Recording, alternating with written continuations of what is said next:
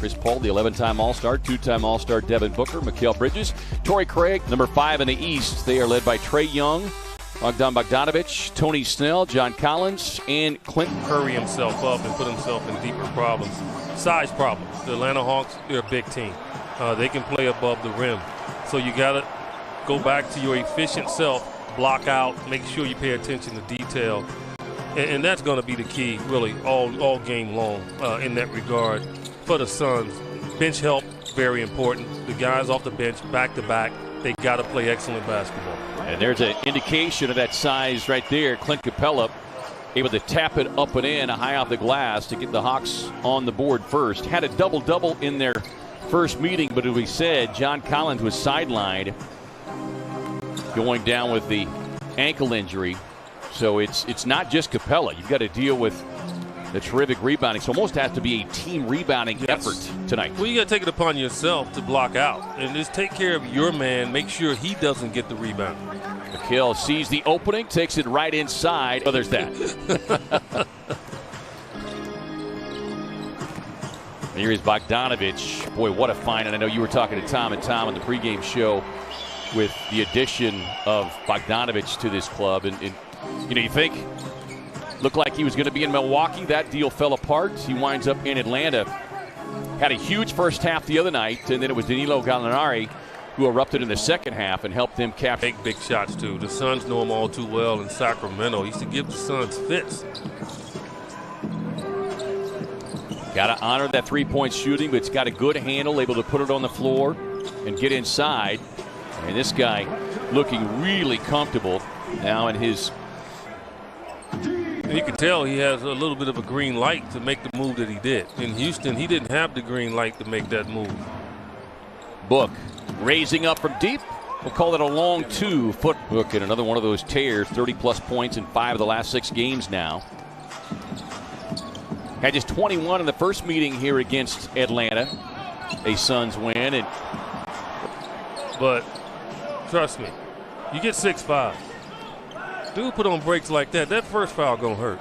I'm not trying to hurt him, but it's gonna hurt. I mean, because that's the way. He has to know that if he's gonna put on. Trust me. I mean, I just drove here on the highway and I had a 16-wheeler behind me. I'm not stopping. Young on the sidestep. Good closeout there defensively by CP3. Yeah, and talking about those free throw attempts, and we talked about this in the first meeting, is Book has that one plucked away by Collins, but he's averaging almost 11 free throw attempts per game, especially over the last 8. That second opportunity sets up the three-point hit for Bogdanovic on the season, coming off of the 25-point night. Had 21 of his 25 in the first half, as I mentioned. As D.A. rolls to the rim, the red. D.A. will have a good game here. I do. Capella helps out a lot. And I think if D.A. executes, sets good screens, he's going to find himself open. Had 13 points, 14 rebounds in the first meeting as Capella inside, able to squeeze it up and in. But did he try to make it that way? I mean, or the ball slipped out of his hand. D.A. takes the scoop pass inside. Looked like Collins got a piece of it. And we'll see if they. Yeah, but to your point, he is seeing and getting different and more scoring opportunities here in Atlanta. And as you noted, has a little bit more of a green light just because the ball is not being dominated as much as it was with James Harden as Young moves on the baseline. But hanging around the three-point line. He encourages guys to get in close, to drive and attack. Paul on the pull-up.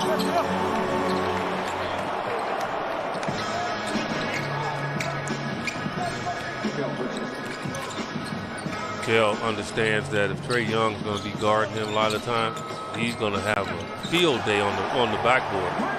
Well, you're seeing 2 guard the opposition.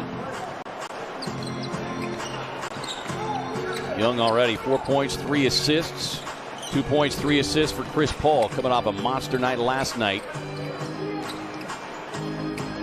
Bridges sets up behind the stripe, shooting 54%. Could even zoom out, and he's better than 48% over the last 8+ games. Paul on a crossover, able to get inside, keeps the handle, and gets it up quickly off the glass. Yeah, Atlanta's going to find out. You know, they're so worried about Devin, rightly so. You leave Mikal open. Okay. Please.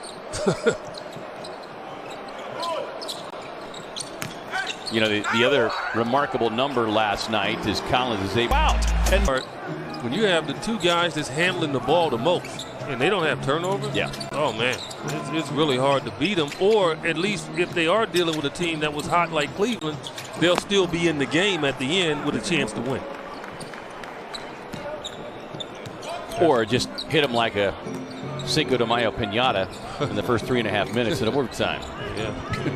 Don't even touch the rim with the ball. I mean, that epitomized the desire and the determination of a team that has the best record in the NBA.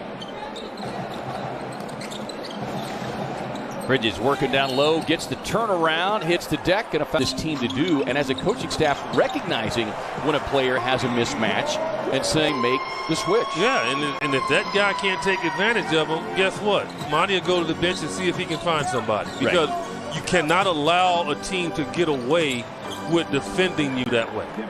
Look, going to work on Kevin Huerter, who just checked into the game. 7 early points for Book, 3 of 3 shooting. Suns ring a double at Trae Young, forcing the ball out of his hands. Bogdanovich steps in. Bridges may have gotten a piece